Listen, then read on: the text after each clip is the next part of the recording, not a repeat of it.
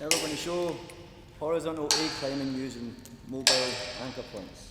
So the mobile anchor points for us are going to be these wire slings as we progress across the top horizontal beam. Now we have ourselves connected onto the frame. 3 points of attachment. Outsides are leading and trailing, which both have foot loops, and our middle attachment point is on the chest rod. If you want to get a little bit higher, just so you can reach, if you have shorter arms such as myself, it's necessary to get to a nice higher point so you can reach everything. Now as we move, we're going to stand in the foot loops. The foot loops are going to allow us to take the weight off the middle because that's what we're currently hanging in at the moment. Now when we stand in the foot loops, we want our legs to the inside of the foot loops, not to the outsides.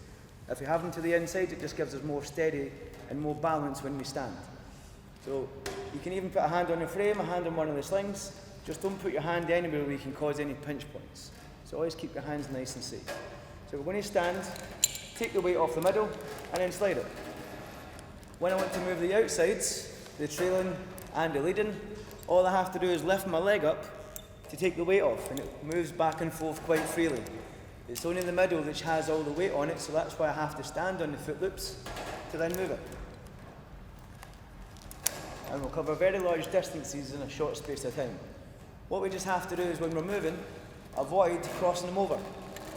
If we cause them to cross over, it just traps the leading, so the leading can't actually move. And if that happens, don't panic. Very easy to fix it. Stand up, take the weight off the middle, and then it's back to normal again. And just keep going in that manoeuvre. Up, move the middle, don't allow them to cross, and then leading and trailing, catch and move. Now, when we get to an obstruction, such as what we have here, so we have this rope wrapped around the beam, which is now no longer allowing me to continually move back and forth. So now I have to pass an obstruction. First thing I want to do is get myself a little bit closer. So we have our leading, middle and trailing points. When we go to pass an obstruction, take your foot out the foot loop. Now all I'm going to do with this manoeuvre here is unclip one of the eyelets out of the black carabiner. The reason I'm doing that is if I do drop the sling, it's still attached to a cow's tail, so it doesn't mean I'm going to drop a piece of equipment, meaning I can't finish the exercise. Now just be careful when you pull them off, try and pull it off with just the eyelet on one side, not the carabiner, so you don't smack yourself in the teeth. Move it around the obstruction, and then reconnect the eyelet back into the carabiner. So that's me moving my leading. Now, I don't want to do the middle the same fashion because the risk for me is if I unclip the middle sling, if at any point I slip, I'm going to drop onto the bottom of my cow's tails, which can cause significant pain and injury. So what I'm going to do instead is I'm going to stand on the outside, so my leading, my trailing, take the weight off the middle, unclip the chest scroll, and attach the leading cow's tail into my chest scroll. Once I've done that, I can now move the middle quite easily. So the same fashion as what I did earlier, undo one of the eyelets from the carabiner, move it around the obstruction, not to get it tangled, and I'm always going to keep the leading and middle in the same order, so it doesn't leapfrog, it doesn't cross over. Now as soon as I've reconnected my middle, make sure the carabiners are closed, then I'm going to stand back up on my foot loops, undo the chest crawl, and reattach that to the middle cow's tail. And my middle will always stay the middle because it's easy to have the foot loops to the outsides. Now just to move this one, I want a little bit of distance past so that when I move my trailing, I've got somewhere to put it where it fits. So same process again, single eyelet out, move it past the obstruction and reconnect it back into the carabiner. So I've got my 3 points attached again, and I'm now going to continue to the end of the frame. So standing on my outside cow's tails to move the middle.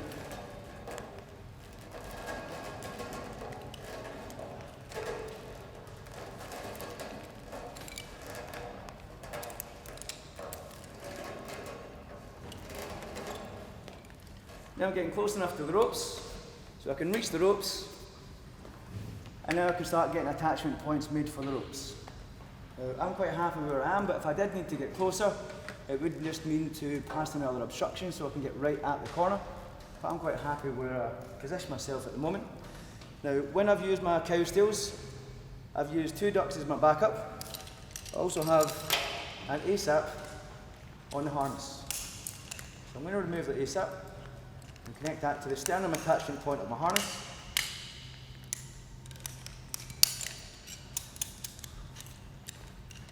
Grab one of the ropes that we'll be using to get back to the floor.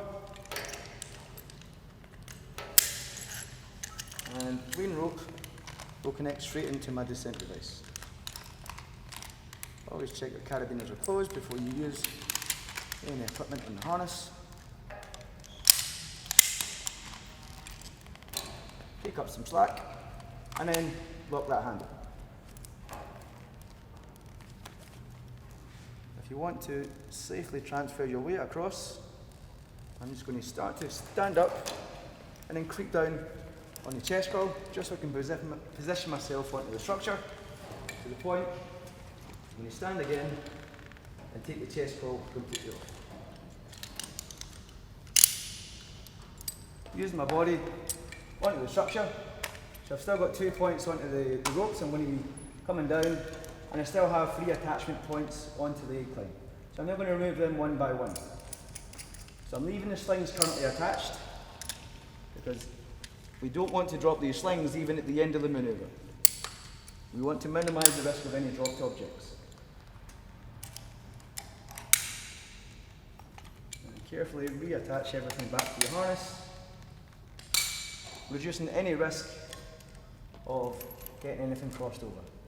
So same process that we did to put the slings on, we're going to remove these one by one with a spare cow's tail. So one eyelet to remove, and then refix it back onto the harness, and then use that same cow's tail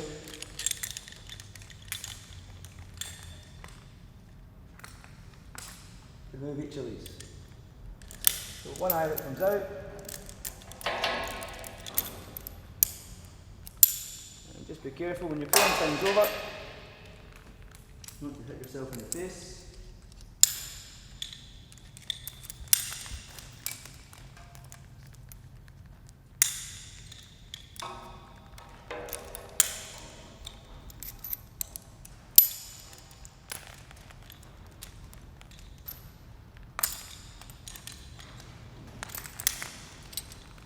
So now I'm fully removed from the beam. I'm now on the ropes. I've avoided the risk of dropping any of the objects because I've used one of my available lanyards each time to remove one of the wire slings. And that just allows me to mitigate any dropped objects. I'm in my descender, in my ASAP. Make sure ASAP's not locked before you descend, and then head to the floor.